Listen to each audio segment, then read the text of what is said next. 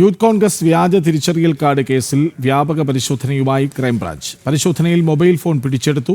KSU ജില്ലാ secretary ബിനുവിന്റെ mobile ഫോണാണ് പിടിച്ചെടുത്തത്. അടൂരിൽ രാഹുൽ മാങ്കൂട്ടത്തിലുമായി ബന്ധപ്പെട്ട പ്രവർത്തകരുടെ വീടുകളിൽ പരിശോധന നടത്തി.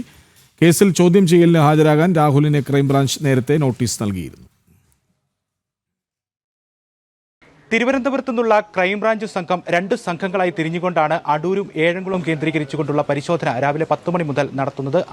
രാഹുൽ മാങ്കൂട്ടവുമായി അടുത്ത ബന്ധമുള്ള സുഹൃത്തുക്കളായ അനുയായികളുടെ വീടുകളിലാണ് പ്രധാനമായും പരിശോധനകൾ നടക്കുന്നത്. ഈ കേസുമായി ബന്ധപ്പെട്ടുള്ള പ്രതികളിൽ 5 പേരും അടൂർ ഭാഗത്തു നിന്ന് ഉള്ളവരാണ്. അതിൽ ഒന്നാം പ്രതി ഫെനി നൈനൻ രാഹുൽ മാങ്കൂട്ടത്തിൻ്റെ അടുത്ത സുഹൃത്താണ്.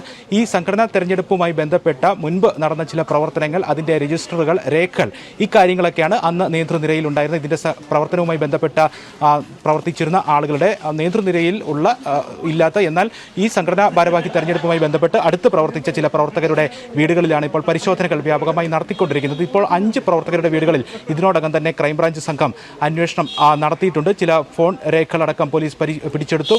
മൊബൈൽ ഫോൺ അടക്കം ക്രൈംബ്രാഞ്ച് സംഘം ഇതിനോടകം തന്നെ പിടിച്ചെടുത്തിട്ടുണ്ട്. നേരത്തെ 2 വർഷം മുൻപ് തിരുവനന്തപുരം മ്യൂസിയം പോലീസ് ആദ്യം രജിസ്റ്റർ ചെയ്ത കേസ് പിന്നീട് കൂടുതൽ അന്വേഷണത്തിന് വേണ്ടി ക്രൈംബ്രാഞ്ചിന് കൈമാറുകയായിരുന്നു. ആദ്യഘട്ടത്തിൽ അന്വേഷണം മുന്നോട്ട് പോയെങ്കിലും പിന്നീട് ഇഴഞ്ഞു നീങ്ങിയ അന്വേഷണം ഇപ്പോൾ കൂടുതൽ തെളിവുകൾ ശേഖരിക്കുന്നതിന് വേണ്ടി കൂടുതൽ ശക്തമായ രീതിയിലേക്ക് മാറിയിരിക്കുന്നു എന്നുള്ളതാണ്. ഇതിൽ പ്രധാനപ്പെട്ട കാര്യം രാഹുൽ മാങ്കൂട്ടത്തിലേക്ക് അന്വേഷണം എത്തുന്നതുമായി ബന്ധപ്പെട്ടുള്ള ചില വിവരങ്ങൾ ക്രൈംബ്രാഞ്ചിന് ലഭിച്ചിട്ടുണ്ട് എന്നുള്ളതാണ്. അത് ഇപ്പോൾ നിലവിലുള്ള പ്രതികളിൽ ഒരാളുടെ ഫോണിൽ നിന്ന് ലഭിച്ചിരിക്കുന്ന ശബ്ദ സന്ദേശം അത് രാഹുൽ മാങ്കൂട്ടത്തിലേക്ക് എത്തുന്നതാണ് എന്നുള്ളതാണ് ക്രൈംബ്രാഞ്ച് സംഘത്തിൽ നിന്നും ലഭിക്കുന്ന വിവരം. അതുമായി ബന്ധപ്പെട്ടുള്ള കൂടുതൽ തെളിവുകൾ ശേഖരിക്കുന്നതിന് വേണ്ടിയാണ് ഇപ്പോൾ അടൂർ മേഖലയിലുള്ള യൂത്ത് കോൺഗ്രസ് സംഘടനാ ഭാരവാഹിത്വം ഉണ്ടായിരുന്ന നേതൃനിരയിൽ പ്രവർത്തിച്ചിരുന്ന ചില ആളുകളുടെ വീടുകളിൽ ഇപ്പോൾ പരിശോധനകൾ വ്യാപകമായി നടത്തിക്കൊണ്ടിരിക്കുന്നത്. പരമാവധി ഡിജിറ്റൽ രേഖകൾ കണ്ടെത്തുക എന്നുള്ളതാണ് ഇപ്പോൾ അന്വേഷണ സംഘത്തിന് മുന്നിലുള്ള പ്രധാനപ്പെട്ട ദൗത്യം. 2 വർഷം മുൻപുള്ള കേസാണ്. അതുകൊണ്ട് തന്നെ പല തെളിവുകളും മുന്നിൽ പോകാനുള്ള സാധ്യത.